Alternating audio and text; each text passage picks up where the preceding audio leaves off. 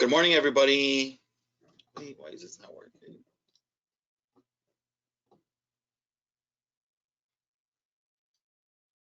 Okay. Good morning, everybody. My name is Andres Serrano. I am a financial coach and trainer for Heartland Alliance. Thank you for having me here today, and thank you for being here. I just want to say thank you to All Chicago for hosting us and for inviting everybody onto this webinar. It's going to be a long day, hopefully filled with a lot of information. Can everybody hear me?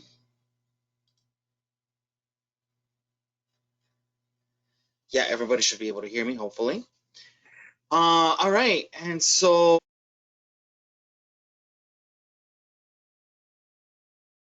all right, welcome everyone. So everyone is in listen mode. There will be opportunities throughout the training to ask questions after kind of like big chunks of information. So make sure that you type in your questions into the chat. Torlin is going to be helping manage those, and then we'll be able to get those answered during those times. If you need to call in, here is a number to call in with the call-in information. So I'll give you a second to take a look at that.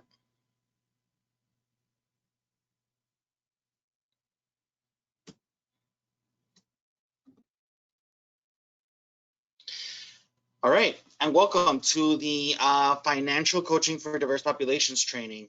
So today's training is going to be divided into three main parts. Those main parts are financial coaching for youth, and then later on in the day, we're going to be doing financial coaching for individuals with records and individuals with disabilities. This training is offered by us. We were lucky enough to do this work because we got money from the Illinois Department of Commerce and Economic Opportunity to help basically train practitioners in different fields in the skill of financial coaching. As we all know, finances play a big part in our participants' lives, and a lot of the times happen to be one of the biggest barriers. And so hopefully with the information you obtain today, you'll be able to receive some best practices, some tools and resources, all to help participants navigate those conversations so that that is one less barrier and you're able to get your work done, whether you work in obtaining employment or supporting people in different capacities. We will be talking about financial rights a little bit. We're going to touch on the pre-work, which is a little bit of the financial coaching aspect, and really just focus on the diverse needs of these populations so that we can address anything that might come up. So the agenda for today is that we're going to start off with doing financial coaching for youth after a brief introduction or review of the financial coaching portion, which I hope everyone had a chance to look at. There'll be a break for lunch from 11 to 12. And then we'll be rounding out the day with financial coaching for individuals with records and individuals with disabilities. If you are seeking CEUs and you have not figured that out with Torlin yet, please make sure to complete the quiz in LMS. And if you have any questions regarding LMS or CEUs, please reach out to Torlin at All Chicago, and he'll help you navigate that. A little bit about Heartland. We're pretty big. We've been around for a while. We're an anti-poverty organization, and we have a lot of different areas that we work in. Specifically, our asset building department has both program and policy efforts. So we serve over 1,200 individuals per year in different capacities, and that's financial education, individual coaching, and we do match savings programs, anywhere from 1 to 6 months to 5 years. And then we also chair the Illinois Asset Building Group, which is a coalition, a statewide coalition of individuals and organizations that are working together basically to bring the issues that our participants are experiencing, bringing that up to policy and making sure that we're advocating for individuals so that through our financial coaching and better policies, people will have better financial lives. And if you have any more questions about that, or if you want to read up more about it, there are some links, and I'll make sure to share this PowerPoint as well. So what I want to know first is, in terms of financial coaching and the pre-work that we reviewed, I just wanted to kind of highlight a few things. Again, financial coaching is very self-directed learning. We as coaches are helping increase awareness, and we're facilitating that process, okay?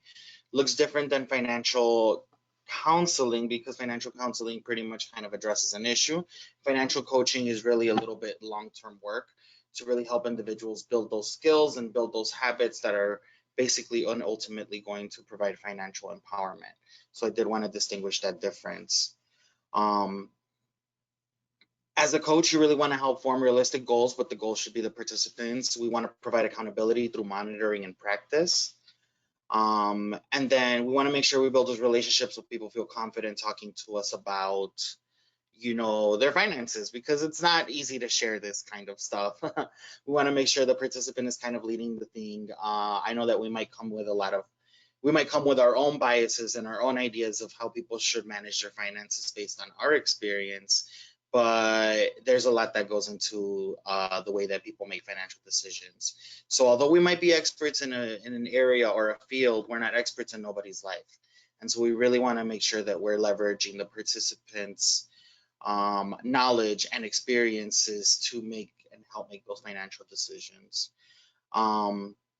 We have to make sure the participant is ready for coaching, and here's kind of a way that you can tell if a participant is ready for coaching.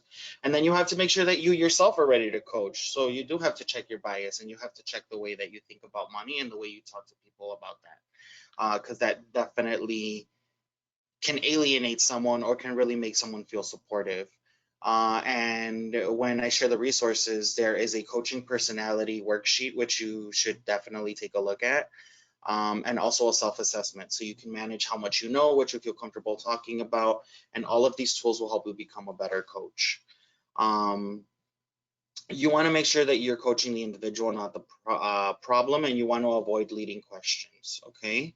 Really, you don't want to try to force a choice. You want to ask powerful questions, and again, I've provided a resource, or I will provide a resource in the material that will be shared with you about how to ask those powerful questions. And you want to feel comfortable starting the conversation. So here's kind of a few tips to really get that conversation started. There's a listening activity where you talk about different levels of listening. And so I really want to make sure that you are using your coaching techniques and your techniques that you've learned as a case manager and as a coach, and really find ways to kind of clear the room, clear your mind, so that you're able to fully engage and help your participants. And I want you to think beyond what is being said, because a lot of the times, as we've mentioned in financial coaching, there's a lot that goes into how people make decisions. And so I want you to always think about, how can I read more into this? So when you hear about, I don't have enough money to think about saving, don't just think about saving, think about, okay, have conversations that are very important. Like, what is enough? What are you saving for? Things that really help reach to the participant and what the participant's needs and desires are, because that is what's really going to help you leverage and maintain that engagement. So really ask yourself, when you hear someone say, what do you hear and what can you ask, right? Think beyond just what's being said. I have even leaned into people's uncomfort and have said, I've noticed that every time I say something like credit, you kind of cringe or hold back. And so how can we leverage that? Can you tell me more about it? Those are great ways to explore and really engage someone.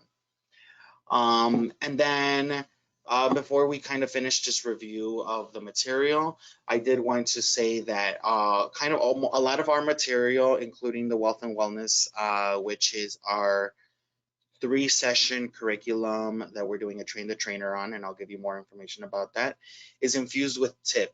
So if some of you are is anyone familiar with TIP? If you are in employment, this is a program that was developed by Dr. Philip Hong at Cross at Loyola. And so some of you may already be familiar with this. It's a psychological self-sufficiency program, which allows individuals to address their perceived employment barriers and create hope actions around that.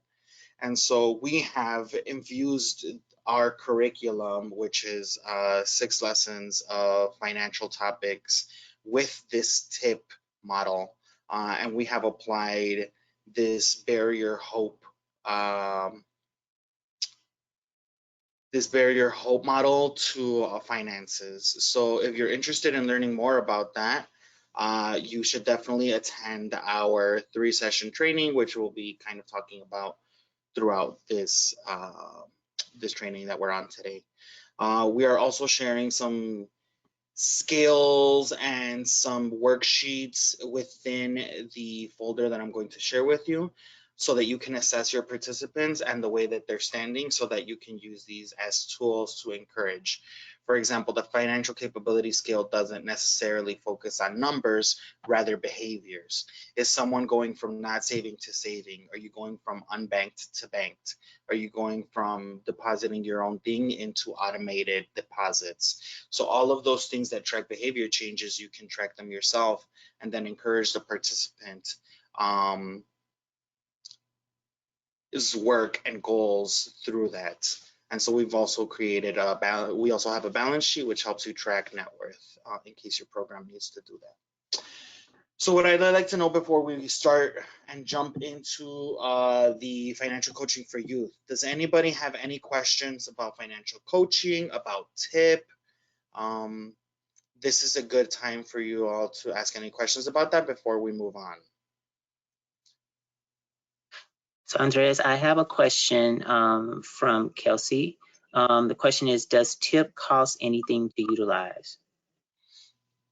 So if you want to learn it through our program, we're offering free trainings through the end of the month, and so we can speak to Torlin about that. If you're interested in just learning more about TIP as the employment barrier program, I can help connect you with if you attend our training, I can help you connect you with the TIP program, and I believe currently they have a grant to offer it free. So we'll definitely share that information for you so you can reach out to TIP in case you're interested in becoming just like a full-time trainer of that program. So there are opportunities to be trained for free right now. Do you have any other questions? No, I don't have any other questions at this time. Thank you. Okay, absolutely. So then let's jump into our next section, which is financial coaching for youth. All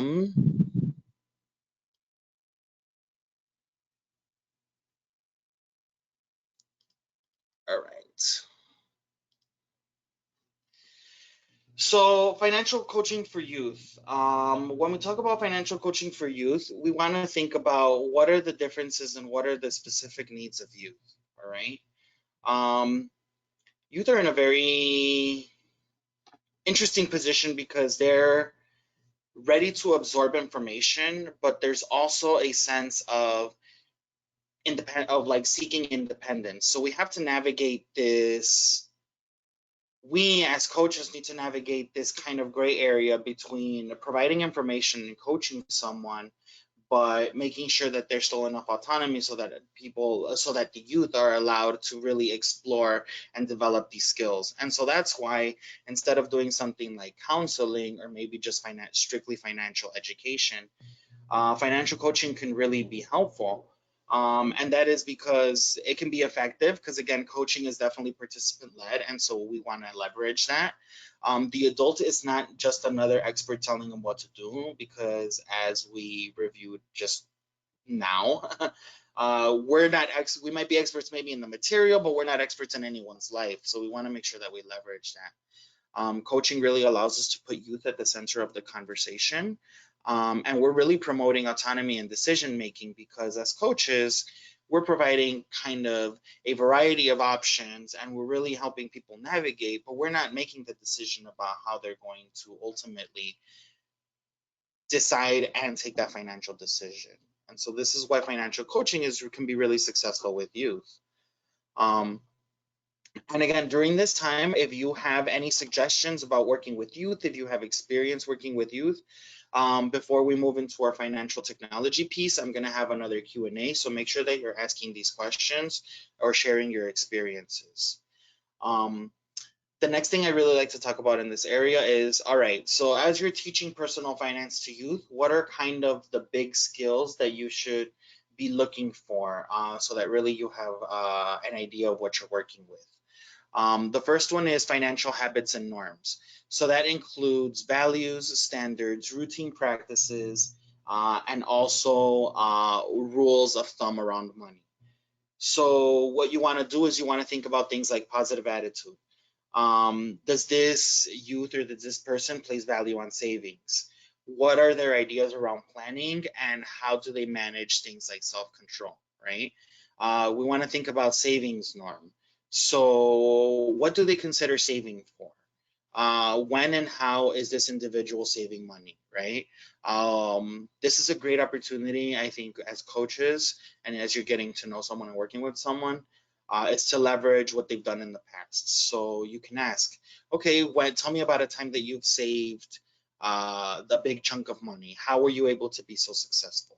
And so that way you're starting to get that information, which will help you then infuse that into your coaching relationship with this person. You want to think about spending strategy. Okay. So what that means is when and how do they spend, right? What types of things are they spending? Does this align with their values? And so when it comes to working with youth, I really suggest you find some activities around values, because it's important to really talk about what is important to you at this moment and how is that going to change based on your experience, right? Or your future goals, your current or future goals. Um, and if you want to read more about this, I've provided the link for the document in the presentation, which I said will be shared. Okay. Um, the second big kind of pillar of teaching personal finance to youth is executive function. So you want to make sure that the participant has the ability to plan, to focus their attention, to remember details, and multitask. You have to remember that everyone's experience is different. People learn at different rates. And so you just want to make sure that these are just kind of big pillars you're paying attention to. So, for example, impulse control is how are they making these decisions? How do they hold back? Are they asking themselves, am I thinking between the difference of needs and wants, right? And how am I managing those feelings? Think about yourself and think about when maybe you're feeling upset and you go shopping, right? Or maybe you're feeling sad and you like eat out because you don't want to cook. So you would want to think about these types of things. We want to make sure we're thinking about do these individuals have a strong working memory? Are they able to obtain information when you review it with them? Flexible thinking, are they open, are these participants open to different types of ways of managing maybe like the same thing, right? So budgeting, are you open to doing it on paper? Are you open to doing it on an app? Are you willing to explore different apps to find what's best for you? Planning and prioritizing, if you're working on things like budgets or if you have maybe a credit improvement plan, um, are you following it? When you set a date to complete something, is it getting done? And again, task initiation is very important, and this is really where your coaching comes in, right? What are those barriers that this person has identified that's getting in the way of them beginning to do the work? Because so many times we provide information to our participants, but the work doesn't necessarily get done. So if we can start by thinking, okay, let's address this barrier, all right? Let's get you thinking as to why you haven't started that, right? What you're doing is you're building that skill in people, right, in youth, to really do this when you get older or as you kind of explore your financial health. Um, what's keeping me from getting started and how can I address that? And that's really where tip comes in. Is perceiving that barrier, right? What is the perceived barrier and how can I get over it? What is the hope action around it? How can I overcome that? And so the last kind of pillar of teaching personal finance to youth is thinking about how much knowledge do they have about finances and their decision-making skills. Are they taking deliberate actions? Are they financially planning, maybe around things that are important to them, like college, maybe making a big purchase like their first car or maybe a laptop. Are they researching? Are they actually looking and at the information that's available online and using that to make a decision? And are they making intentional decisions? So you want to make sure that the individuals are, making positive decisions that are, when we say positive, it's not good or bad, but rather connected to their goals, right? You want to make sure that individuals have the self-confidence to actually go ahead and obtain products and access products and make these decisions. Do you feel comfortable going into a bank and opening an account, right? Do you feel comfortable asking questions about things? And then helping individuals with research. So really showing people resources. I'm a huge advocate of NerdWallet because it is super easy to understand. It's easy to navigate the website, and everything is very clear, and there's just a lot of information out there, and it's not super predatory, such as maybe something like Credit Karma. And so that's a good way of kind of teaching people, like, this is a good place to look for information, or where are some other places you can look at. And then people need to be able to do basic math. I mean, it really is just about adding and stuff like that. So the good thing is we can leverage technology nowadays. We all have access to calculators on our phone. We don't have to do math like we used to have to do back in the day. So you definitely just want to make sure that people are able to access the resources they need to be able to figure this stuff out. Okay. So when is financial coaching for youth most successful? All right. When is financial coaching for youth most successful? And so you want to think about, when does your program talk to youth about money? Okay, because that's very important. And this again kind of goes back to that distinguishing little thing between coaching and counseling. When someone needs to deal with an issue, a particular issue, maybe coaching isn't necessarily the right time, right? But let's say, think about youth. If you're in an employment program and individuals you're helping youth, or you're helping younger individuals get employed. And so at that time, it's a really great time to really integrate financial coaching, because if you think about it, think about your first job. What were the things that you needed to know when you obtained your first job? How to fill out your tax forms, right? How to set up direct deposit. And so these are great opportunities, as these things are happening, for you to explore those topics and really integrate them and make sure that you connect. Okay, well, now that you're employed, you need somewhere safe to keep your money. What does that look like for you, right? And you also need to learn how to manage your money, because you might come up on more financial responsibilities. And so how are you going to do that? And so if you can connect those two things, and you can really leverage that relationship that you are building by getting someone employed and then applying that financial coaching aspect, you really should be able to get a lot of information, and you really should get a lot of buy-in from the youth, because it's relevant, and you want to make sure that you're making things relevant.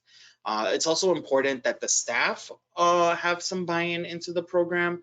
Staff needs to understand why this is important, right? Because if you don't have buy-in as staff, you're not going to see the importance of talking about finances as you're getting people employed. I know a lot of the times we have grants that say, okay, well, once this person's employed, I just need to make sure they keep their employment. But the financial coaching piece can really help you you can use it as a tool to help you kind of do that retainment piece.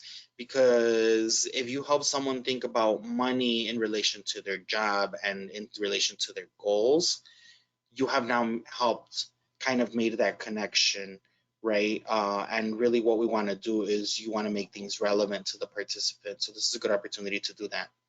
And what makes a good coach? We want to make sure that you're culturally competent and that you're also relatable, but not oppressive, if that makes sense. Again, you do not want to be just another adult telling a younger person what to do. So you want to make sure to build that trust. You want to make sure to be relatable, but you're still, a professional. And so it's a thin line to to walk. But if you're able to really build relationships with youth, you can be really impactful. And incorporate technology. The reason you need to incorporate technology is because we're all moving towards that. And youth, more than anyone, are really utilizing those products. And you want to help individuals think critically of that, which is why we're going to, have a financial technology piece during this part of the lesson. It's because we might have accessed banks in different ways, but now there are banks that exist only online and only through apps, and they're being implemented and kind of offered through services that participants are already using, such as, Cash App. Facebook allows you to send money. And so how can we think critically about all of these products? All right. Something that's very important is how to read a pay stub. So I want to make sure that if you're working with youth and they're obtaining their first job, whether it's like the summer youth programs, or even if it's someone who's already been employed and just doesn't really know about this, you want to help someone understand what goes into their paycheck. Okay, so you want to make sure that you think about what are the earnings that are going to be taxed, right? What is the total amount of money that you earned? And then you need to know how much you take home, but also what's being withheld and for what. Okay, so that participants really understand why they're not getting their full check, why they have to pay taxes. And so I think by having this conversation early on, you're able to avoid those conversations later in life, like, oh, I don't know why the government takes so much money. Well, no, actually, you do know why they take so much money, and it goes into here, here, and here, right? This is for federal taxes. This is for state taxes. This is what state taxes cover. This is what Social Security covers, right? And this is what Medicare covers. And so there's a tool that I'm going to provide in the folder, which is basically it's like a mock paycheck stub with all the definitions of the things that are on a paycheck stub. And on the back of that, you're able to now kind of read your own check in the same way. So this is a good way to practice with participants and with youth, so that you feel comfortable reading your paycheck and you're not just like, well, this is how much I make and I don't really know where my money is going. And along with that, really talking to participants about the importance of paying taxes, right? And so I think that the biggest thing when it comes to working with younger people, or maybe people who are becoming employed for the first time, is how much money am I making, and at what point does that mean that I have to file? I heard that if you don't make enough money, you don't have to file. Okay, well, here are kind of the thresholds, right? If you make under $100 and you're under 65 and single, you don't have to file. After that, you do have to file, right? Head of household, 18,000, married. And so review these things with participants and with younger individuals, so that they know that paying taxes is important, right? And really, I think a responsibility as a financial coach is, when we talk about certain topics, we always talk about, okay, what are pros and cons, and also what are like consequences, right? People can decide not to pay taxes, that's fine, but what's going to happen if you decide not to pay taxes? The IRS is going to come for you. And they're not going to stand back, right? Because the IRS is a federal office, and they're going to get their money one way or another. So again, helping people and helping youth navigate this conversation of why is this important to do, and again, what are the consequences of doing this or not doing this? So in the chat, what I would like everyone to do right now is, so we're moving from kind of paying taxes now into conversations about credit, okay? So my biggest activity that I love doing with youth is, how would you yourself decide if you want to let someone borrow money or not? So I want you to take a minute and I want you to write in the chat maybe a question or two. How would you decide if you want to let someone borrow money or not? And then Torlin is going to help me read some of those responses. So how would you decide if you want to let someone borrow money or not? Write in the chat, please.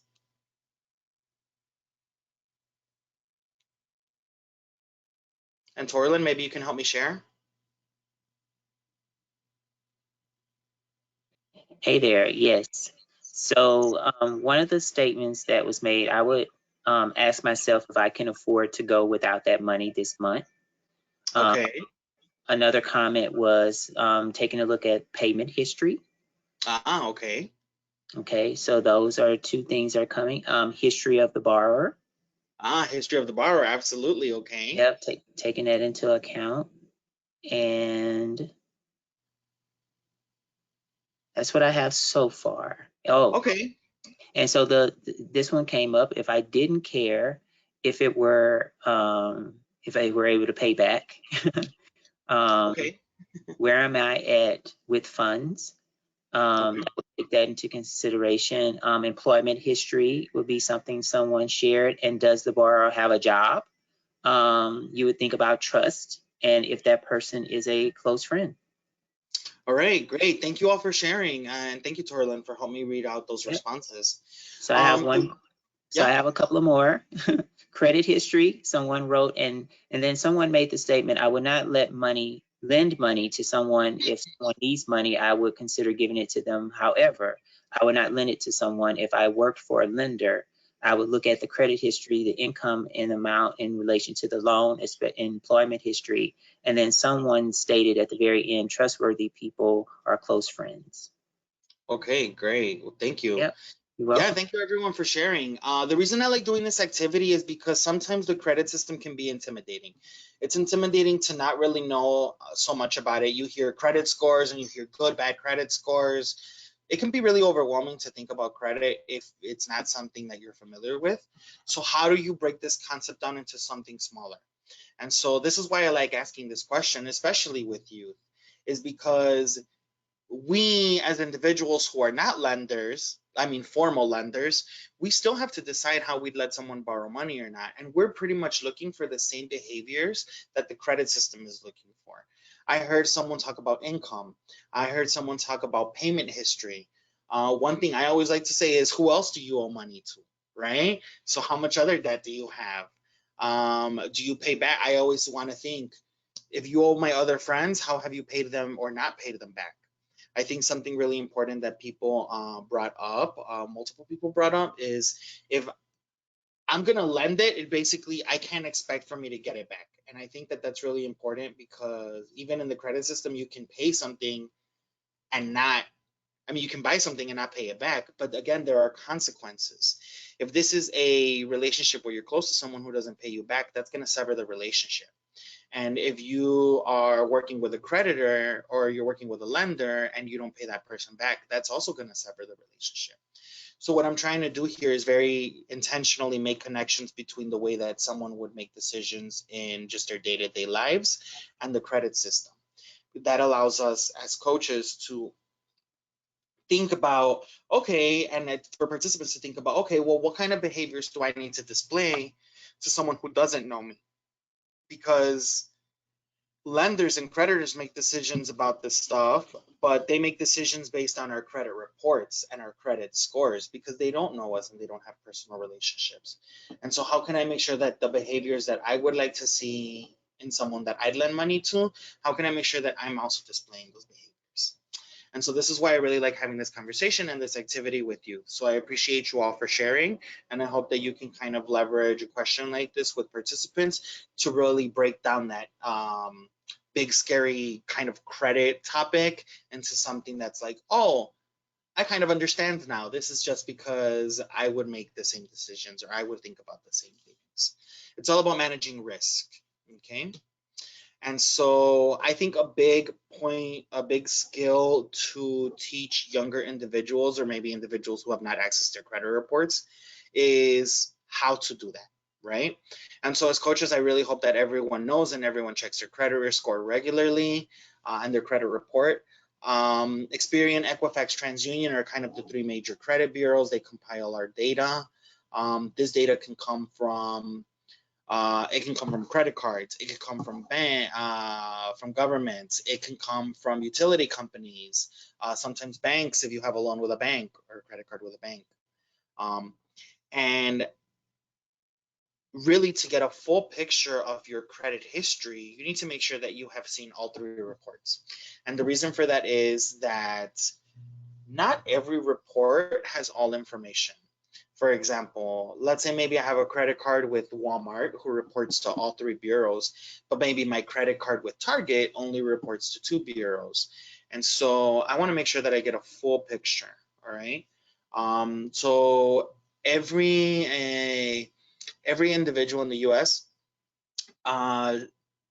is able to order a credit report, a free credit report from each of the bureaus every 12 months, okay? And you can do so at annualcreditreport.com. There should be an extra W in there. But yeah, annualcreditreport.com. You can also do it by phone, or you can also download a form and mail it. For those individuals who work with people who only have an ITIN and not a social, the online service might be a little bit more difficult. So I would encourage you all to do either phone or the form. And also, if people have extensive credit histories, annualcreditreport.com does a good job at really managing security and making sure that you are who you say you are. So they ask very complicated and convoluted questions, which are very specific, like exactly to the cent, how much was this loan that you had in 1999? And so you want to make sure that if you're not able to answer those questions, that you have alternate ways of obtaining your credit history. So that's how you obtain your credit history. It's a good rule of thumb to really order all three the first time, and then if you see that all the information matches on all three, you can stagger them throughout the year, the following year, right? You can order one at the beginning, at first trimester of the year, second trimester, third trimester, okay? Or try whatever. Your credit score. So now that we've talked a little bit about credit scores and how that is, all your information is compiled, now we can talk about credit scores. So your credit report has your accounts that are open and your payment history. How does that differentiate from your credit score? Your credit report is a history of your reports, whereas your credit score is a point in time, basically a snapshot of what your score looks like at that time, at that very specific time. Okay. The biggest kind of most popular credit score that's out there is FICO. However, Vantage Score is getting pretty popular. So FICO score, they don't discriminate. They're basically supposed to not use gender, race, nationality to calculate your credit score. It's supposed to basically create a non-biased form of that's based on behaviors, so that lenders can manage risk. And so let's say you have a credit report where you've paid everything off on time, always, you keep your balances low, your score is probably going to be towards the higher part of this kind of spectrum, okay, this 350 to 850 spectrum. And so what that means is the higher your score, the more access you have to loans, the easier it is for you to obtain products. You will obtain better lending terms and lower interest rates. And the lower your score is, it's going to be opposite, right? They're going to view you as risky, and so you may not get approved. Or if you do get approved, you will obtain a very kind of predatory or high interest product. And so as you're having conversations with individuals about credit score, you want to make sure that you say, okay, well, it's important for you to understand how it's compiled, which we're going to talk about in a second, but it's also important for you to realize how your score affects really long-term how much you pay for products, okay? So it's not that you can or cannot get the product. I can go to maybe Nissan and have a good credit score and get a fairly decent loan, or I can have a bad credit score, go to a just kind of like those pop-up dealers or like a neighborhood dealer. You think about a lot the ones that are sprinkled on the south side and the west side, unfortunately, right? Offer predatory products where they say bad credit, no problem, you can have this loan, but the loan is like 30 to 40% interest rate. You end up getting into a product where, okay, I might need this car right now, but I didn't really think about what that was going to look like long term. And now that I'm not able to keep up with it, like, what are the consequences? So you definitely want to connect the score to goals. And so you want to be thinking about that. And the way that scores are compiled is really this chart right here. The biggest chunk of your score is your payment history, meaning did I pay at least the minimum and did I pay it on time? That is the most important thing. And the next important thing is how much do I owe, right? Based on what my credit limit is, how close am I to that credit limit? Because then that's really how the lender is going to be able to manage risk, right? And it's something that we talked about in that last activity. How much debt do you have, right? And how good are you at paying? And so really those are the two big things that lenders are looking for, because that's how they can mostly manage the risk. The other three things that they look for occasionally is new credit. They want you to apply every once in a while. The length of your credit history, meaning how long do we have information about your stuff for. The longer and the more information we have, the more accurately we're able to assess risk. And then credit mix. Again, we can assess more risk if we see that you're properly or not properly managing different types of credit. And so if you want to learn more about this, you can go to ficoscore.com education, and their education kind of portion of their website is very robust. So you'll be able to really have these conversations with individuals about credit scores and what that looks like for their goals. And again, you don't want to, when it comes to things like credit, you don't want to focus on credit just because credit is something to work on. You want to focus on credit because it's relevant and because you've connected it to a participant's goals. You always want to make sure that with coaching, the things that you're doing are relevant. And so if your participant has brought up a credit goal, or you're able to connect credit with one of their existing goals, that is a good opportunity for you to coach that. And so not only do we have to talk about how credit works, but now how do you build credit? And this is great not only for youth, but also for individuals who may have dealt with credit problems in the past, or maybe people who have been credit invisible for a while and just kind of lived on cash and have now started thinking about maybe purchasing or making a bigger kind of purchase with, the necessity of credit. So there's a few ways to do credit building. One way, and probably the most kind of familiar way and most common way to build credit, is through secured credit cards. A secured credit card is a credit card where the individual puts the money down and basically creates their own credit limit, and then manages, that money gets held by the account, so basically by like the card distributor, and they're holding that they don't have the trust in you yet because you don't have credit. So they're holding that as kind of, in case you mess up. And now you get to manage this credit card as a regular credit card. It does not mean that you have $300 on the credit card and you can go off and spend it and not pay it because you gave them $300. It means they're holding $300, but when you make a $50 purchase, you have to pay that $50 purchase the next month. So really helping people understand like the difference between a debit and a credit. And also that in order for this and credit building to be successful, you have to manage it well based on this.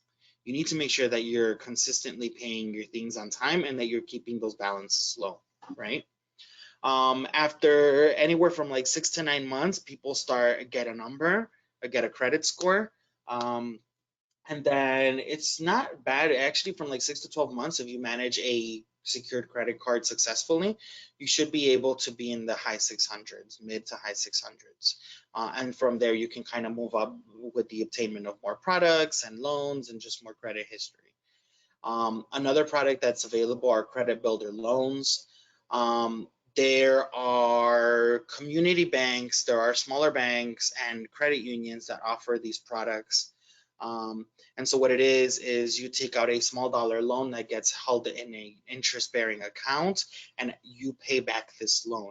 You can pay it back in 6 months, you can pay it back in 12 months. It just depends on the terms of that loan. After you pay, mostly 12 months, because they want you to build credit history for about a year, but you're able to pay off this product. At the end of paying off this product, you now have 1,000 plus whatever little interest built up, and you also have 12 months of credit history that has been reported. I would encourage you all to build the skill with participants of asking, okay, is this going to be reported? And if it is going to be reported, who is this going to be reported to? Because that is an important question to ask. And there are many more twin accounts, but twin accounts were also like match savings programs that organizations have. If we have any resources for those, I will share those. And if you have any resources for twin accounts, please do as well. Every organization, if you do actual financial coaching, you might have an opportunity to do some sort of matching funds program within your program. And you know that, with grants and things like that, it's a little bit hard to offer those products all the time. And they might have a lot of restrictions in terms of who you can offer them to. But definitely connect or figuring out ways that your organization can leverage that. For example, we're able to provide match savings programs connecting with a youth housing program.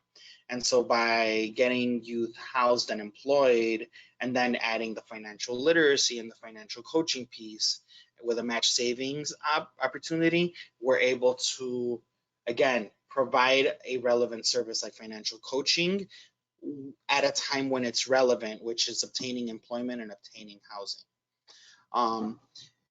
And the last thing I want to talk about building credit, you want to make sure that you tell participants like, hey, just because you get all those offers in the mail doesn't mean that you're approved for that credit. Pre-approved means that they found people between a $300 and a a 500-point credit score, and they mailed out a bunch of things. It does not mean that you are approved.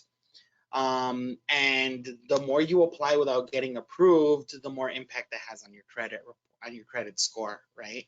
If you have too many hard checks and you're not getting approved, that looks risky to a lender.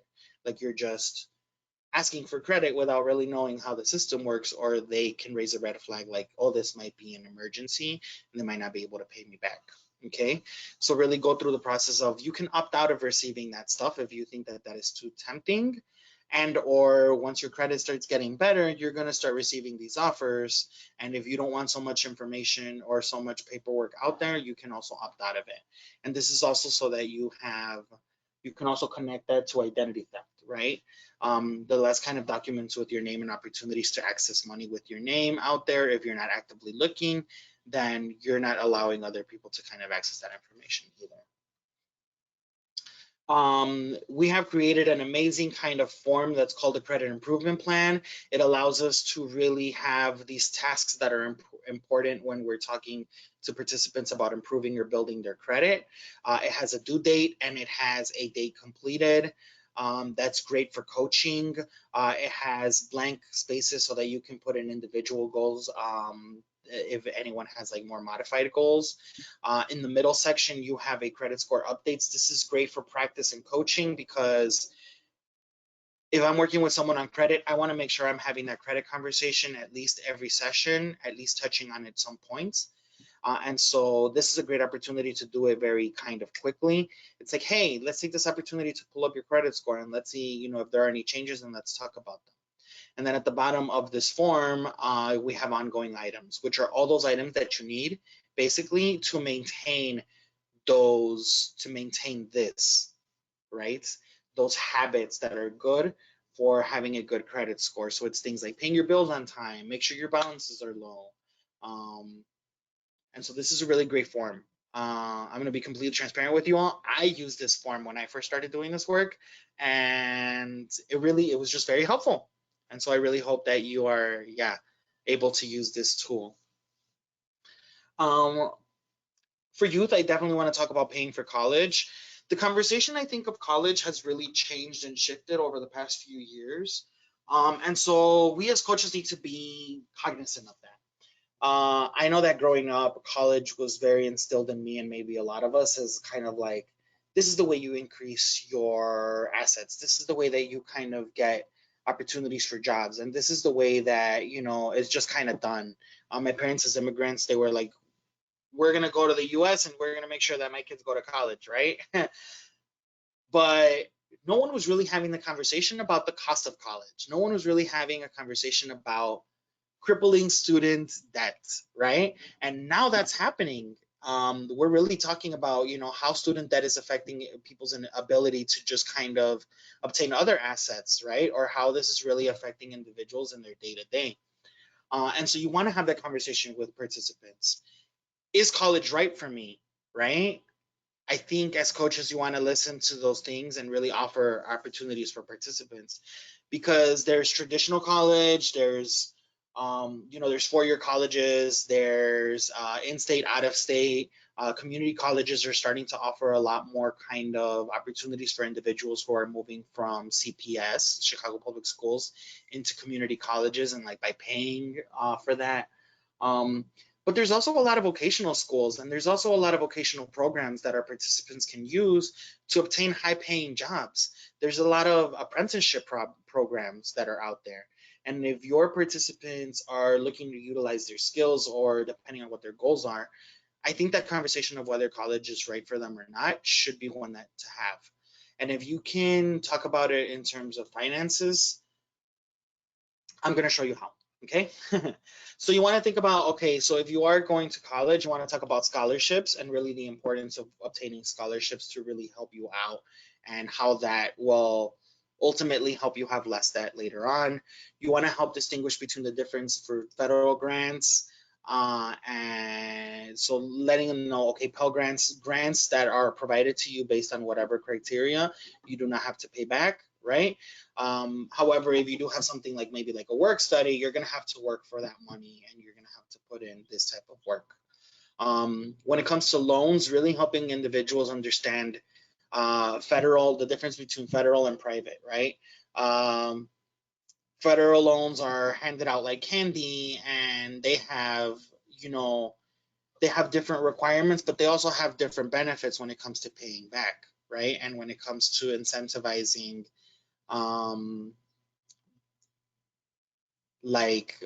interest. And they do so by providing subsidized and unsubsidized loans. When you have a subsidized loan, while you're in school, you do not, basically that interest is being paid off by the government, right? Or you're not accruing it. Whereas unsubsidized, it means that you're responsible for that interest, and even while you're in school, that interest continues to build. Federal loans have a lot more options when it comes to repayment, and we're going to talk about that, right? They have forbearance, deferment, and you're able to kind of put it on hold or reconsider how much you pay based on your income. Whereas private loans might not be as flexible, okay? Private loans are definitely not going to be as flexible because they're private, right? They might be more like a traditional loan. And so you want to help people think about, okay, if I obtain this private loan, what is that going to look like once I repay? And then federal loans not only offer student loans, but they also offer parent loans, right? And so you want to decide, okay, who's going to be responsible for this thing, for this loan? It could only be the student, or sometimes there are those parent plus loans, which look at a parent's, financial wellness, and they make a decision about how much money they're going to lend so that the parent can help out the student. And so you really want to help individuals think about that, and really help them review their financial aid award letter. I think is very important, because you don't have to take all the money that's offered to you, right? You don't have to take all of it. You have to basically think about how much am I going to need per semester, and how much of this can I use, and how much more can I pay right now, right? I think that this is something that's very important, because I wasn't taught this, and depending on what kind of school you go to, you might have opportunities for this and you might not. Here in the city of Chicago, I'm not really sure if everyone is from the city, but if you go to CPS, sometimes what they call underperforming schools might have college readiness programs, and then college prep schools might think that those people have already gone through college, right? And they won't necessarily have the resources. For example, I've worked in schools on the South and West Side that are lucky enough to have programs like Gear Up that really help and dive into helping parents and students understand the importance of FAFSA and how it all works. Whereas myself, I went to a magnet school, and I'm assuming that they just guessed everyone had already gone to had people in their family that went to college, and I did not get that robust information. And so I didn't make these decisions, and I didn't think about this. And so think of your own experiences with college and student loans, and really help have those conversations and really share the knowledge of what you think was worked for you and what didn't work for you, right? When it comes to federal student loans, you want to talk about, okay, there are protections to this, right? You're able to, you know what I mean, defer and do forbearance and have opportunities for repayment, which I think is very important. Private student loans might not give you that. What I'm going to do now is I'm going to show you a great tool for you to have these conversations. I'm probably going to take about 10 more minutes of your time before I move it over to Harrison, but I'm going to show you this paying for college tool.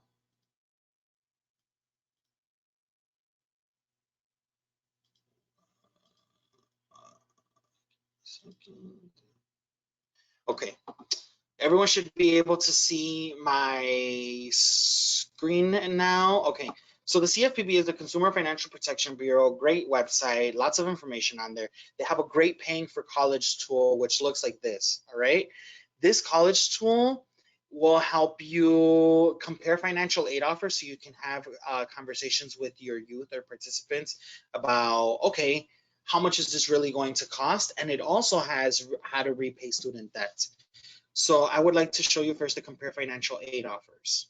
So in the chat box, I want you quickly 2 schools. I need 2 schools, and Torlin, maybe you can share 2 schools with me. Someone put in just the name of 1 or 2 schools so that I can compare them, because I want to show you what that looks like.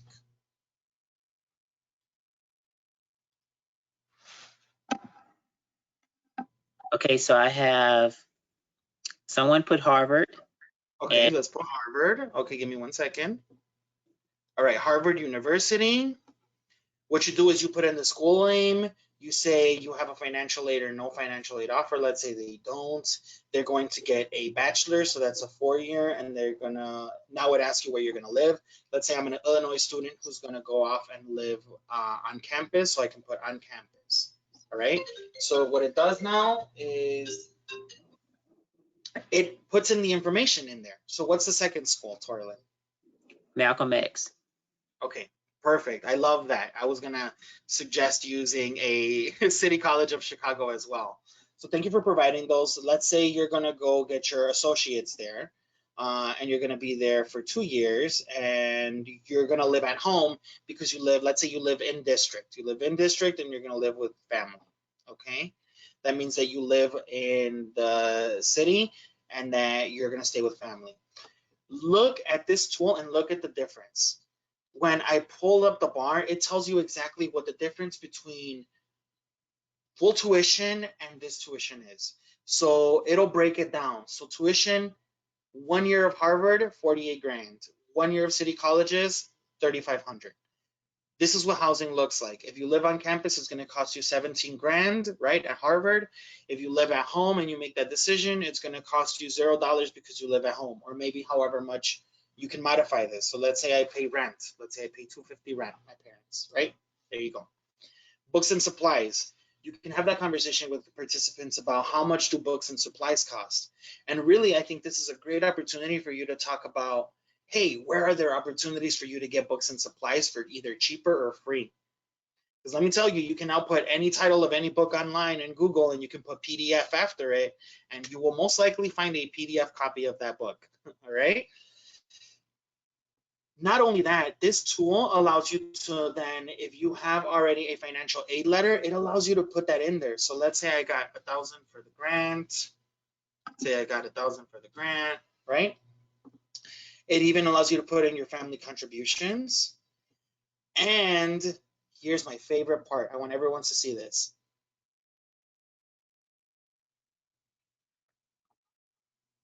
Once you put in all that information, it'll actually tell you how much debt you have at graduation, and it'll tell you how long it'll take you to pay, all right? This is a super informative tool to really help navigate those conversations with participants about student loans, okay? Is this something that you want to get into? How does this fit into your values? How does this fit into your goals? How do you feel with that number about debt? How much are you going to have to pay out of pocket? All of those things that you need to do and need to have to leverage that conversation with participants about, is this right for me or not? And now let's say you're going to repay.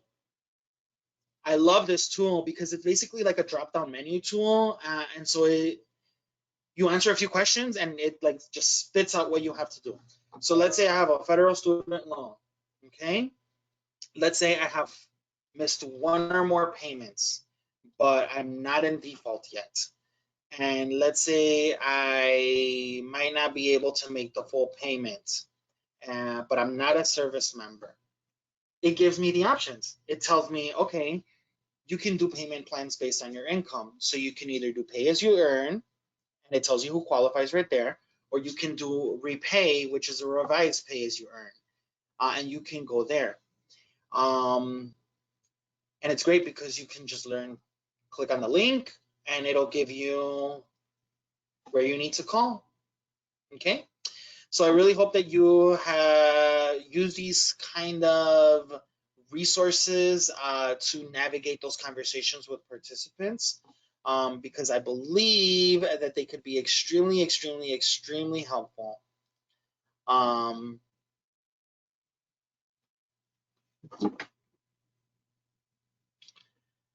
And so we're gonna move on.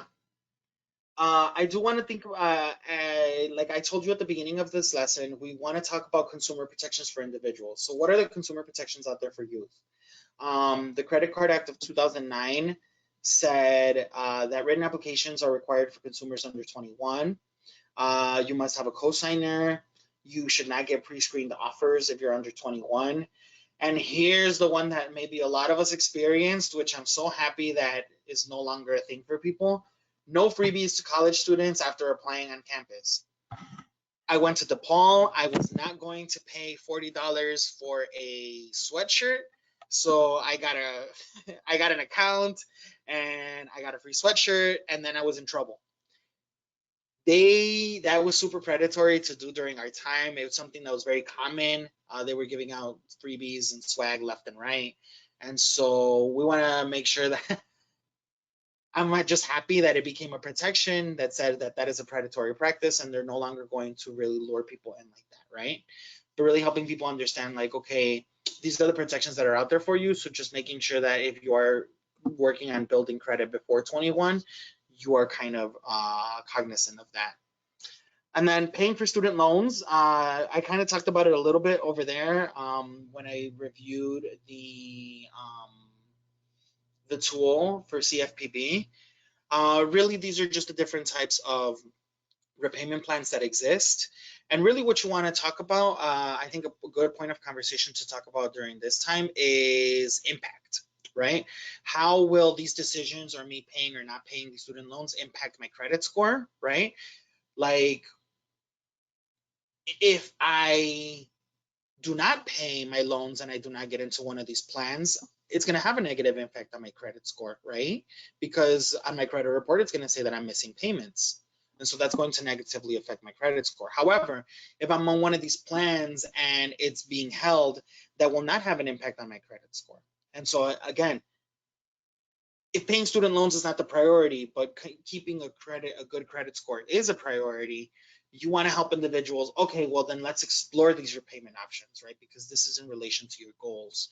Also, we want to think about statute of limitations. Let's say you have a private loan, right? And if you're not paying this loan and it goes to collections and it's a big loan, these individuals can take you to court right? If it happened in the last 7 years, they can take you to court and they can get this payment from you. And then also, if you decide maybe you want to do bankruptcy, federal loans you cannot put in bankruptcy, right? But private student loans you might be able to put in bankruptcy. But again, how will bankruptcy affect my financial future? If I do bankruptcy, that means that I'm not going to be able to get maybe like big loans in the near future, right? And what are the goals that I have in the near future? I have to think about that. And then the last thing before we move into financial technology that I want to talk about is reclaiming your name. What if someone in my family used my social security number before I was 18? What are my options, right? I feel like this is a very common experience with participants, with younger individuals. You know, it could have been intentional or it could not have been intentional. Sometimes the family needed gas or needed light, and so it happened that way, right? So I think when we're navigating the conversation with the participant is again being like, okay, well, if you do rat out your, you know, if you do kind of address it as it was like a family member, there might be legal actions taken. And so, like, if not, how can I navigate this kind of tricky situation?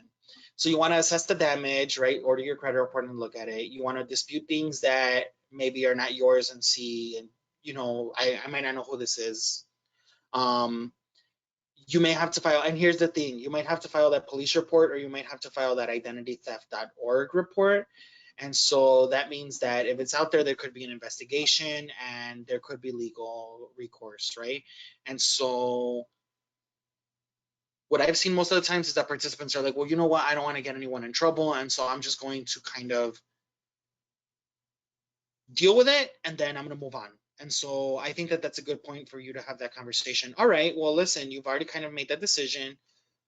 You know, here are the consequences. Obviously, you're going to have to pay and you're going to have to rebuild your credit. But how can you make sure that now you are protecting yourself in the future so that this doesn't happen again? And I think that really is the most important part, helping individuals navigate that credit freeze and making sure that people are ordering their reports regularly and reviewing them. Okay. So I'm going to take this opportunity before I jump and share with Harrison. Does anybody have any questions about the material that we reviewed? So there is a couple of things. Do you train youth on how to read their credit reports? Do you go over different types of best practices with them as you sharing that information with them? Is that something that you do? Yes, absolutely. So if you attend our 3-session training, so our train the trainer, our credit lesson actually reviews the different parts of the report. Another tool that I would suggest that you all use is the CFPB has a review credit report tool. And what it is a series of questions and it goes by category, right? It goes, all right, personal information, is everything correct? It goes, credit history, is everything correct? What's it called? Oh, consumer statement, is everything correct? All of that information you can do through a checklist and use that as an opportunity to talk about this is why this is important, right? Your information needs to be updated for this reason, right? This is a history of your reports and this is how it affects your credit score. So we do that. And I would suggest that you use a tool at first because what you're doing is you're building a skill and seeing like these are the things you need to pay attention to. All right. All right. You have another question? That's it. Okay, perfect. Well, thank you all for kind of listening to this first part of the lesson. I'm gonna switch it over to Harrison, and Harrison is going to do the financial technology piece. And we'll probably do another Q&A around like maybe like 10:30, 10:35. Okay? So Harrison. Cool. Thanks, Andres. Do you want to share your screen? Or do you want me to navigate? Are you fine with navigating? Yeah, absolutely. All right, thanks, Andres. Okay, so I'll be talking about financial technology and how we can incorporate that into our work. My name is Harrison Schaefer. I work with Andres on our asset building team. And like I said, I work on various projects and on how we can incorporate financial technology into our coaching work and how we can better our participants and leverage this technology to help them build assets and obtain wealth. So financial technology, or fintech as it's called, I'll be giving a little overview of what it is. You know, it's not necessarily new services. These are the new thing about these services is how they're delivered, and that's mostly through smartphones, tablets, and desktop browsers. It's a whole new way that the financial service industry is interacting with customers, engaging customers, and recruiting new customers. so it's not necessarily new services like that they're offering, like I said, but some of these new apps and companies are innovating in a unique way, and we'll touch on that as well.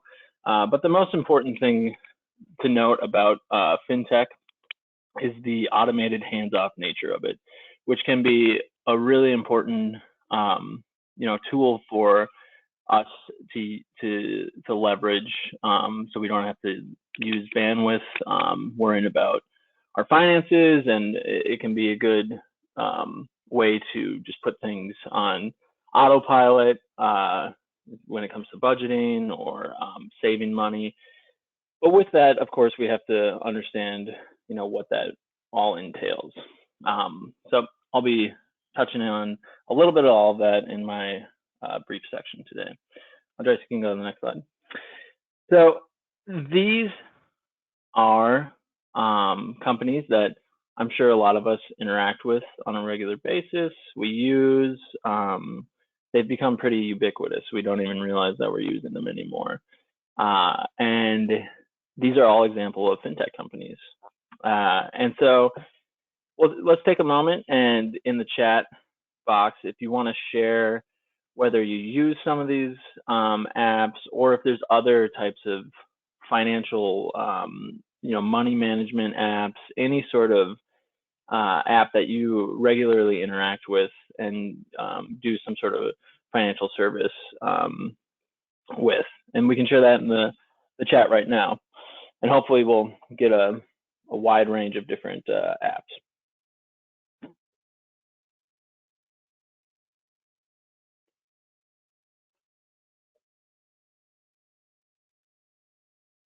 So Harrison, I'm seeing Venmo. Mm-hmm. Venmo is the big one. That's that I don't even think about that as a fintech product anymore. And without Venmo, before Venmo, it was very difficult to send money between people with two different bank accounts. And now Venmo acts as the middleman to send money instantaneously, really, between two users. So I think we've taken that one for granted, because before that, it was very difficult to send money between different bank accounts. So I see PayPal, I see Uber, Cash App, Zelle, Mint, Apple Pay. Nice. So a lot of those revolve around sending money to other users, which, like I said, used to be a big pain, especially if you had a different bank account from the person you were trying to send money to. And now people are doing, multiple transactions a day on these apps, and they've really just become a part of our financial life, and we don't realize all the implications of using an app like Venmo or PayPal or Cash App, where you're really connecting your bank account, which has a lot of sensitive information, to a third-party group, and then connecting it to another user's bank account. And so there's a lot of information being shared. There's a lot of sensitive information being shared.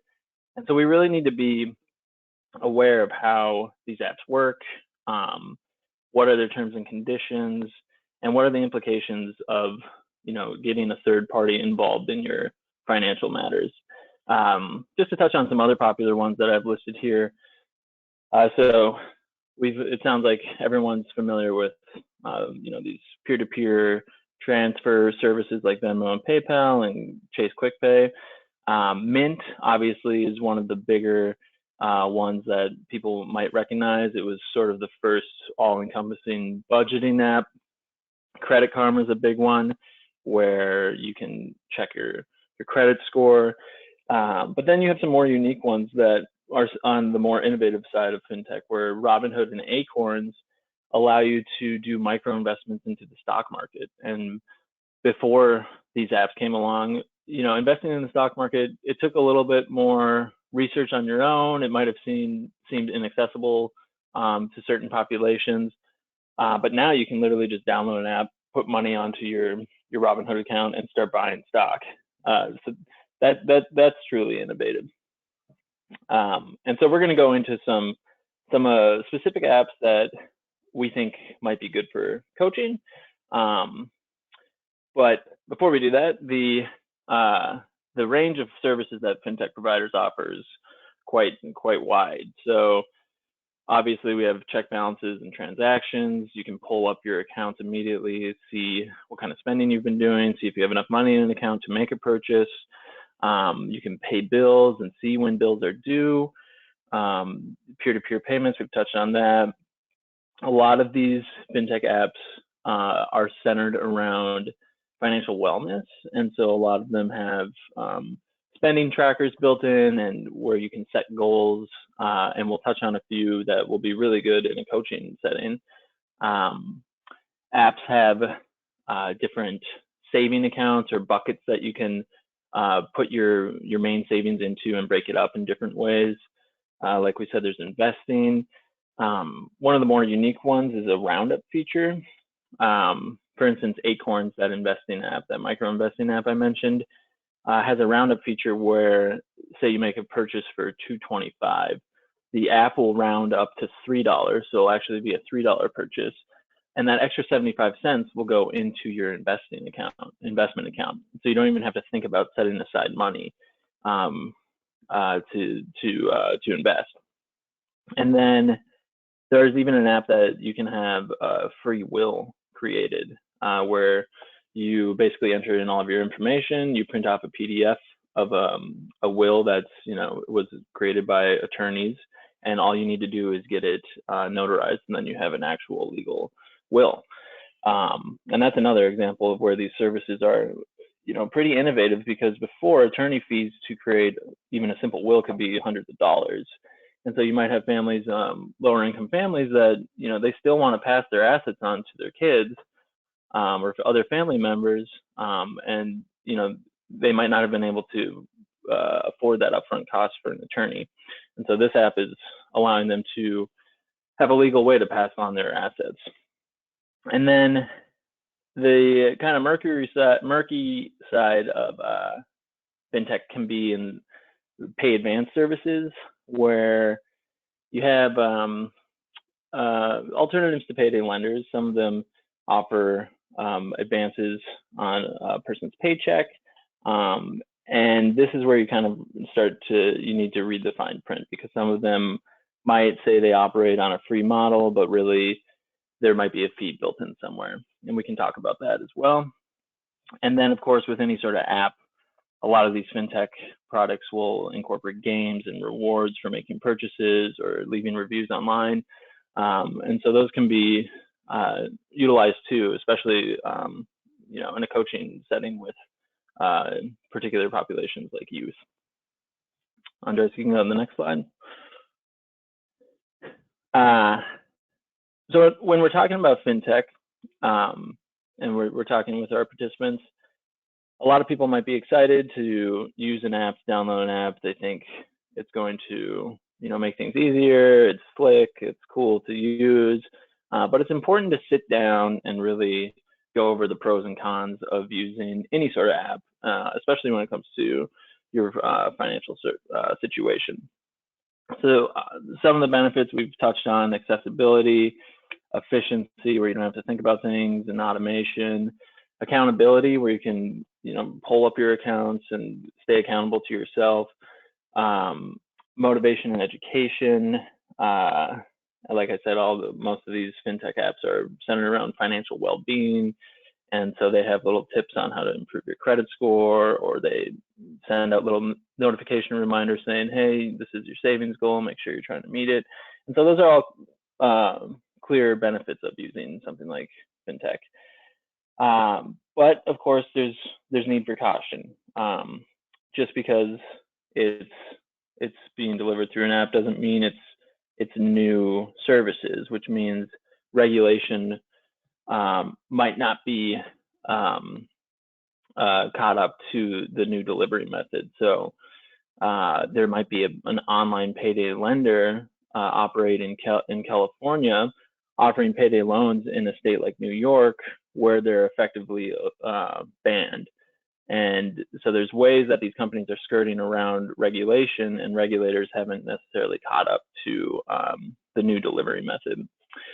Going along with that, these companies are relatively new. They might not be located in your state, and you're handing over a lot of your personal information. You know, you have to sometimes hand over your bank account information, your online bank login information, your social security number. You want to make sure that these companies are storing your information properly.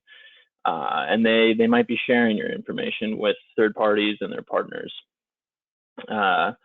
Hidden fees with any sort of financial service, you know, the fees are somewhere. They're buried in the terms and conditions.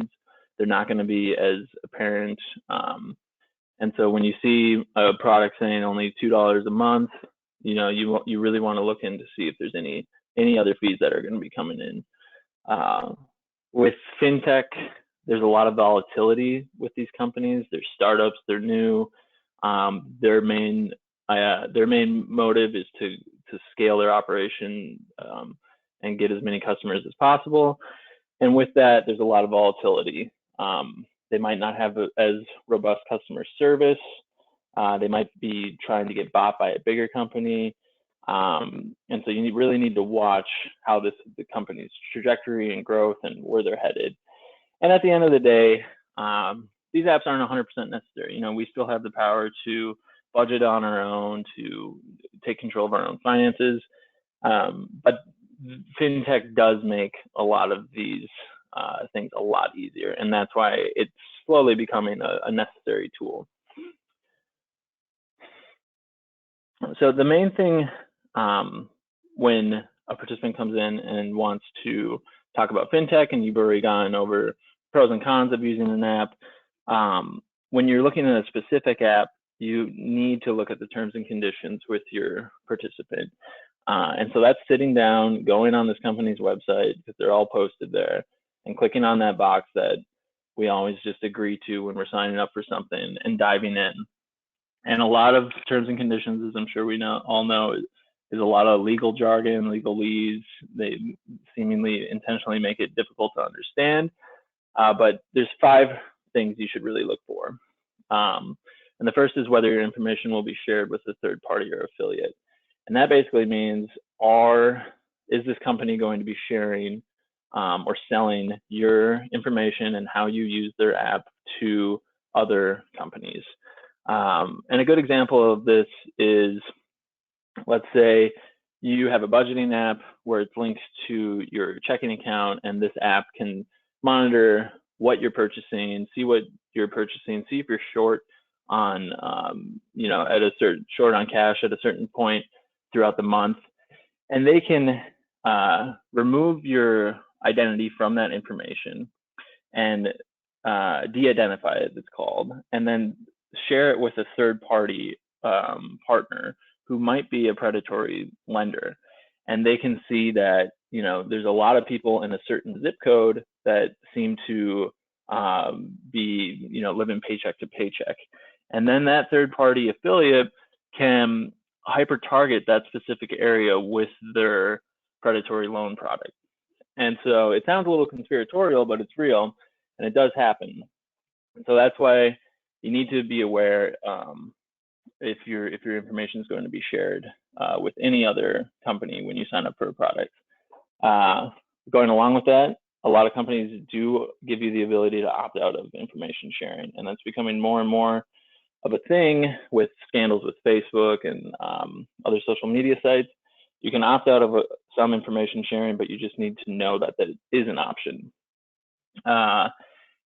And then your right to sue and how that is affected by agreeing to the terms and conditions.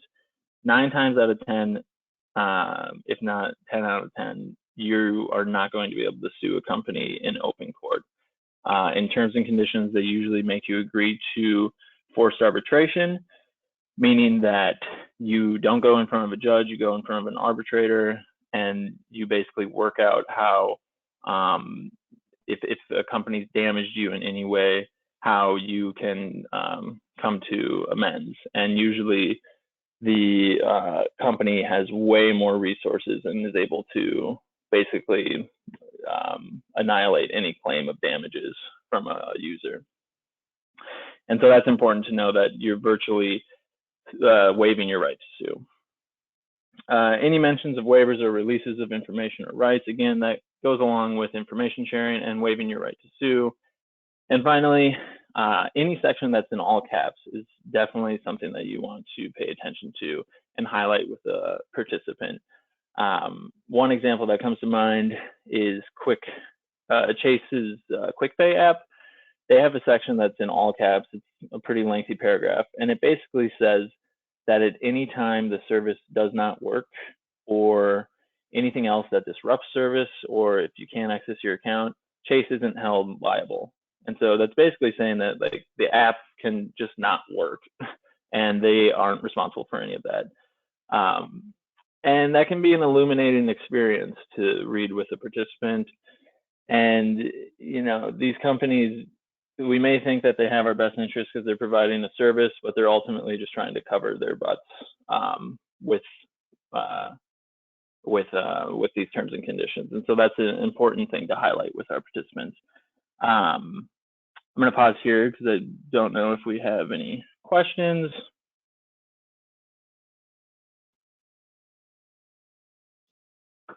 Not at the moment. We don't have any questions, Harrison. Cool. So we can go to the next slide. Yeah, so now we're going to talk about some specific apps that can be good for youth population, but as well as other populations as well. And so the first one is the PayPal Cash Card. We all know, are familiar with PayPal. They've been around for quite a while, and they recently developed this cash card that effectively works as a debit card that's connected to your PayPal account. So you're able to use your PayPal account basically as a checking account. You can access cash at ATMs, you can receive direct deposit, and you can cash checks through the app.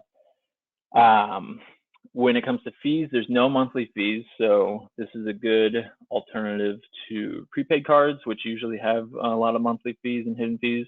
The only fees really come into when you're loading cash onto the card.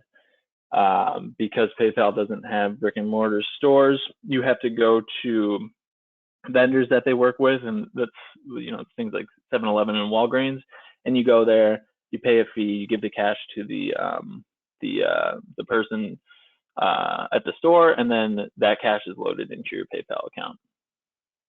You can cash checks for free. It does take a little while, and you can pay a fee to have it expedited. And then they do have ATM withdrawal fees, but they're in the MoneyPass network, so you can access your cash via ATM for free as long as it's a MoneyPass ATM. But the big thing about this, and why Heartland was excited about it, is that PayPal does not do a check systems check. So if you're someone who has had a bad history with a more traditional bank and you're having trouble going to another bank to open an account because you're in this check systems database, you can still open up a PayPal Cash Card account. And so you still have a way to digitize your cash, you still have a way to receive direct deposit, and you still have a debit card. And so this is a great, second chance bank account, essentially. And going along with that, so it's great because it doesn't have, they don't do a check systems check, but they also have money management tools built into their app that they have associated with the cash card. And so you can split up your account into different saving goals. You can do automatic transfers to specific goals. You can set a target date on when you want to reach that goal and get updates on it. And so it can be a really goal-oriented account for someone that's working with a financial coach. And to sign up, all you need to do is have a PayPal account, and then you can request the cash card for free. And you can find more information at that website located there. So you can go to the next slide. And this next one is called Dave, and this is one of those fintech apps that's more unique and seems to be developing as time goes on and building out more services. It started out as an overdraft protection app that would alert users when they were reaching when they were, low in their account and they might have made a purchase, or they have a recurring bill that was going to hit their account. This app alerted them to either put more money in, or they offered a quick advance to prevent an overdraft. And since then, they've built it out a bit more to do automatic budgeting. So you link it to your checking account. The app looks at the last 3 months of your account, and they come up with a budget. They see what you're spending on, what your recurring spending is, and what kind of wiggle room you have. So you can develop a budget based off this pretty quickly and easily. And now they're starting to get into this pay advance service where they can give you a 0% interest pay advance, and it's only up to $100 before your paycheck hits. So you link the app to your account. The account, reviews your history. It sees that you received direct deposit, because you have to receive direct deposit in order to use the pay advance service. And then if you're short on cash, you can request up to $100. Now, it's not, obviously, people who go to payday lending services and other services like that are usually requesting a bit more substantial amount, upwards of $1,000. But if you're someone who is short, and it just needs that extra cash to get to payday, this could be a great tool. Oops. There we go. I think, can you go back one, Andres? There we go. Yeah, so they offer this pay advance service, and it seems like they're building out more and more services every year. They offer a checking account now with all of these features built in, and with an accompanying card. But for their basic services where you get overdraft alerts and prevention and automatic budgeting and this pay advance service, it's $1 a month. So if you're someone who's going to benefit from having your account monitored basically and be given updates when you're getting a little too low, this can be a great app. Again, this is an app that you probably want to read the terms and conditions. It's a little unclear how that 0% interest pay advance works if you continue to use it on a regular basis, if they eventually start charging a small fee. But that this is an example of an app that you'd want to sit down and really dig into with your participant if they're interested in something like this. Go on the next slide.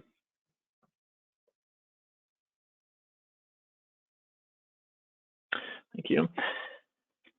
Okay, so this next app is called Smarty Pig, and this one is really, it seems, built for coaching and goal-oriented sessions, where it's a free high-yield savings account. It's partnered with Sallie Mae, and it's FDIC insured, and right now it has a 1.5% interest rate, which is pretty standard for a high-yield savings account. And the big thing with it, though, is you can set goals and track progress again, similar to how PayPal has their money managed tools. And you can do recurring contributions. You can have direct deposit into this account. It can be linked to another bank account, and every week take out $20, $50 from that account. And then within these goals, you can have, or within the account, you can have multiple goals, savings goals, that your money is broken up into.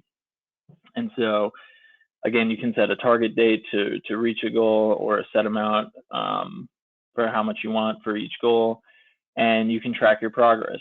And their whole mission is to replace the buy now later approach with the save then spend approach. So really, it's about waiting to make a purchase when you have enough funds.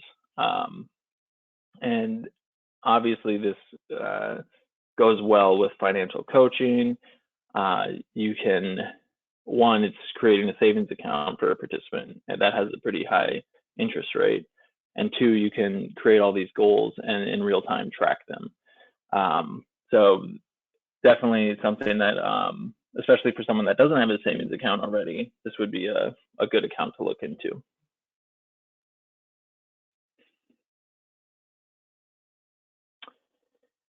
And this app is a little different. It's not necessarily a fintech app. It's called Band, and it's a communication platform. And this one's specifically for coaching. It's designed for group and one-on-one communication, meaning you can send out messages to an entire group of people. So say you have 10 participants in a caseload, you can send out an alert about a financial workshop or a scam that's going on and notify everyone in the group. But you can also send individual messages. And then importantly, you can also share calendars for events, workshops, different meetings. You can create reminders for when you need to meet with a participant or when they need to meet with you, certain tasks that they need to complete, if they need to send certain paperwork to you. You can send out polls to gauge, what your participants want out of their coaching relationship. You can collect feedback on your performance, and it seems like it's a really good tool developed to communicate with your participants. And I believe it was originally developed for band teachers, actually, to communicate with their students. But since then, they've built it out to be more of an all-encompassing communication platform. And it seems like it would be a great way to stay in touch with your participants and have like a dedicated app for all of that. Now, Josie, you can go to the next slide.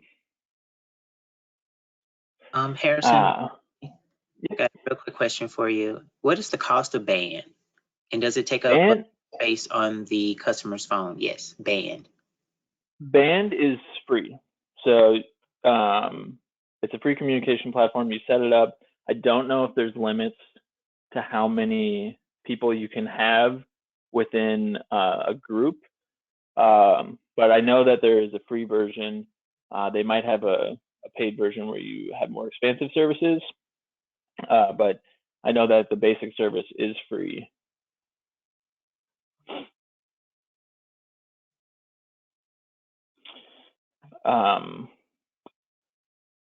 Cool. So with any of these fintech apps, the main things that we want to look for are, how long has the company been around? If they're new and there's not much about them online, you might be a little more hesitant to see how their service works, especially if you're working with a vulnerable population. You don't want to throw them to some company that doesn't have a very long track record. So you might want to wait around until there's more coverage about the company or reviews. It's important to look who's behind the company, who founded the company. One example is there's a pay advance service company, fintech company that we were looking into, and we looked into who the CEO was, and the CEO was actually a member of the board for the Rush card, which is a prepaid card with really high fees and sort of a predatory product in a lot of ways. And it goes to show if that person was involved with that product, what's their intent with getting involved in a pay advance service product. And then also when you're sitting down with the participant, it's good to look at what other users are saying online in reviews, because you can really see if there's recurring issues with an app. Some companies respond to reviewers, which is always a good sign, and suggest troubleshooting or respond and say they fixed the issue. And so that can be a good learning moment. But most importantly, the top 3 things to look at in a fintech app is how easy is it to identify the fee model. If it's really difficult to figure out how much this product or service is going to cost, that's a big red flag. You have to dig deep into the terms and conditions to realize that there's some weird interest being charged on your account, then you should probably avoid. Second one is how protected is your personal information? Is the company selling your user data, selling your behavior, what you do with the app to other companies. Do they offer bank level security? And bank level security is password protection, two-factor authentication, timed logouts, and 256-bit encryption. So those are the things that you look for, and usually it's a catch-all for bank level security. And finally, with these apps, is there customer support available? A lot of these apps they're too small companies to offer 24/7 phone support. So some of them only offer phone support on certain days. Some of them only offer support through email or a chat bot. And that can be important because if it's a weekend night and you're locked out of your account, or your account has been compromised and you can't access money or something like that, if you have to wait until the next business day, a Monday, to get an answer, that can be troubling for anyone. So those are the main fintech do's and don'ts when a participant comes to you with an app that they want to use.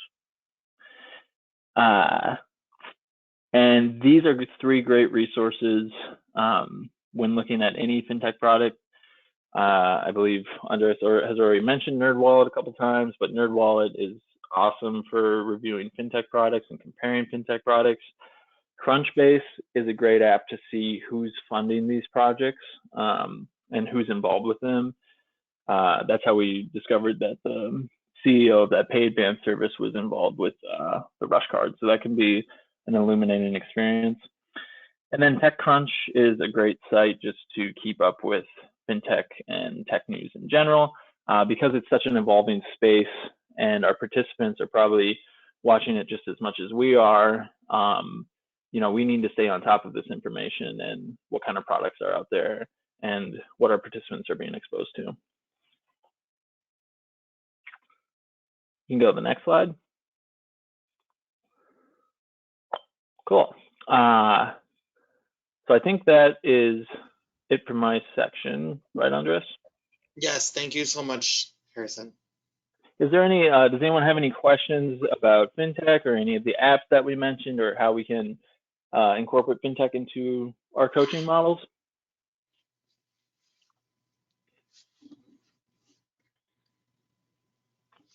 Hi, Harrison. There's none at the moment.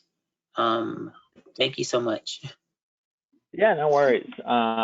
Andres will be sending out follow-up contact information after we're done today. So I'm sure he'll include mine. And if you do have any fintech related questions, feel free to reach out to me. Thank you, Harrison. All right, so I'm just going to wrap up this section of the training. This last part of the PowerPoint is basically just some resources. So I just wanted to point out again that we really like using the CFPB. They have a big toolkit, which is called the Your Money, Your Goals, which is super great. It basically just kind of splits everything into categories, and it has like small pull-out sections where you have like a small description of the financial topic and either a worksheet or a tool to use. So I definitely want you to encourage you to do that. And if you just want to kind of keep up with other financial coaching things, you can also check out the Prosperity Now website.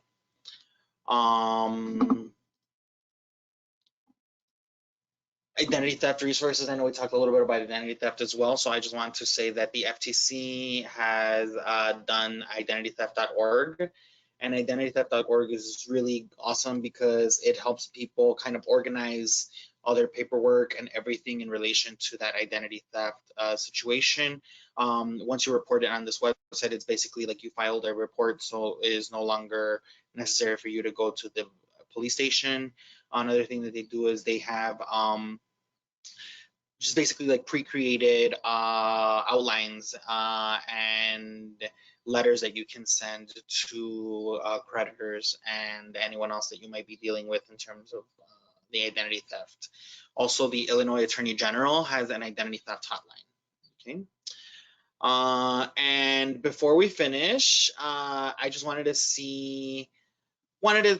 get a little bit of practice from you all. So this is the last interactive part of this training, and then we'll wrap up.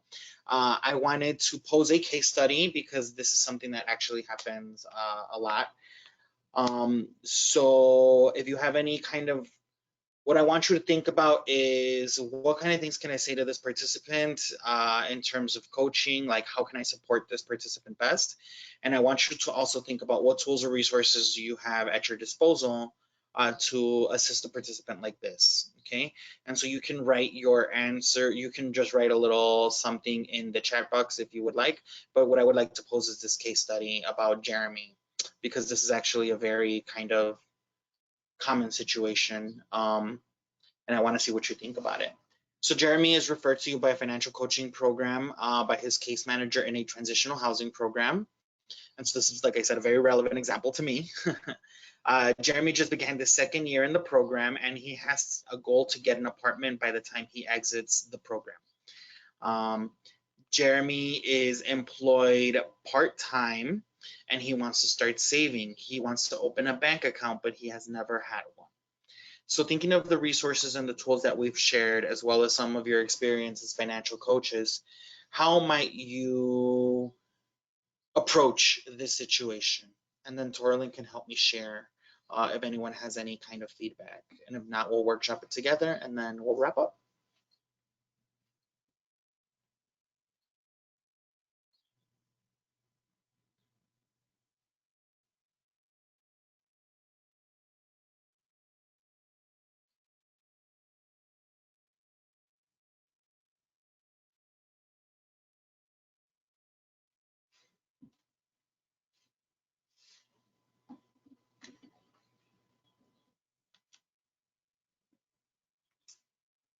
So what I'm seeing is that one person stated, I would assist client in reviewing various banks, especially in area, and assist with going to open account if needed.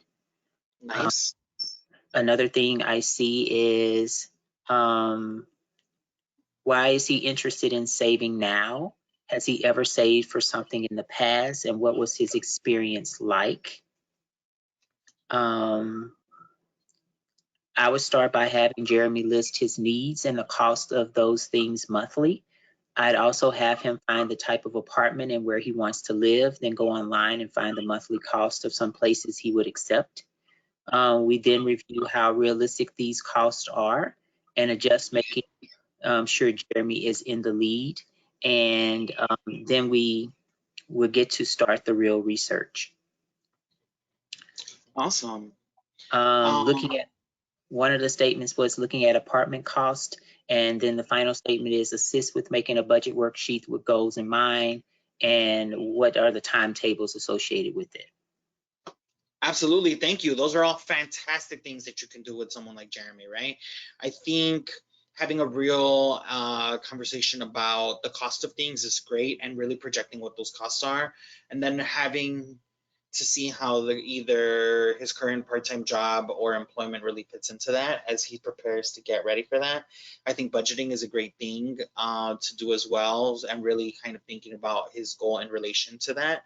And I love the idea of supporting someone through the research of bank accounts and really different types of banking products, not just bank accounts, but banking products, right? Like the ones that maybe Harrison brought up, as opportunities to be like, okay, what best fits kind of what you're looking for, and how can I help you navigate that process?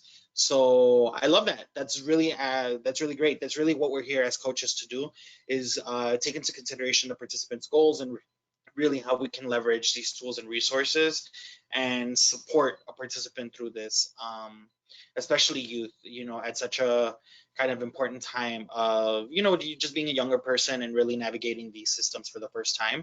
How can we as coaches use our personal experience and our coaching experience to really help motivate individuals just to build those skills to, again, just feel comfortable navigating this on their own once they, are on their own. So I just want to say thank you for that. I want to give everyone one last opportunity to ask questions before we wrap up this section. So if you have any final questions before we wrap this up, now's the time. One of the big questions is there was a wealth of resources that were shared today. People want to know how what are the next steps in them retrieving or being able to get access to this information. So yeah, absolutely. So whoops, I don't know why I did this again. Okay, so the links exist. The links exist within the PowerPoint, and I want to share the PowerPoint with you so that you'll have at least access to this information. And you also have information in the notes of this PowerPoint. So if we spoke about any kind of external links or anything that is not in the PowerPoint, we'll make sure to include those in our follow-up email. But we will share basically a Dropbox link with you all with these tools and resources. Okay, so one of the questions is, will you be sending handouts and all the handouts that are associated with the training? Of course, anything like the handout or the webinar itself, the recording will be housed in the LMS where you signed up and registered for the course, not GoToWebinar, but in the online portal associated with All Chicago. And one person posed this question, is there somewhere we can find a list of FinTech apps that could be useful in coaching? Well, we have the ones that we've listed in this PowerPoint, but I will check in with Harrison to see if he has maybe like a pre-populated list of these things, and then we can share that with you. Also, in terms of the handouts that we spoke about, the ones that are kind of connected to the financial coaching part at the beginning, those will be included in the Dropbox as well. And then Andres, the resources that he said show in the PowerPoint, like the TechCrunch and those websites, they usually review apps as they come out and tell you what they do and if they're popular and what people are saying about it. So what I would say, if you're interested, you can like set Google alerts about coaching apps. So when those apps come out and they are reviewed by these websites, you get email alerts and then you can go and read those websites. Great advice. Thank you, Barbara. Any other questions, Torlin? No, that's it. Okay, great. Thank you, everyone. Torlin, if I am correct, we will be meeting back here at noon. That is correct. Okay, everyone. So thank you for being part of this first part of the training. Tomorrow, when I share all the information, I'll share Harrison's email as well in case you need to contact him about financial technology. I hope that you have at least found some new useful resources and tools within this kind of part of the training to assist your youth. And again, just remember that coaching and allowing participants to really be at the center of the conversation is really beneficial and really important and just really successful in reaching this audience. So I just want to say thank you for allowing me, Harrison, and Barbara to just be with you this morning, and we will see you all at noon. Torlin, do you have anything else to add before they go? Yes, I have one quick reminder is that inside of the chat or the question pane, I put in the link for the feedback survey for the training. So if you could complete that would be awesome. If you're going to attend the next session, that's great. And then the session after that, if you wish to do it at the end of the day, but those of you who are only attending, let's say this session and maybe the next one, it'd be great if you can complete that by the end of the day as well. So thank you so much. Thank you all. I really appreciate it. See you at noon.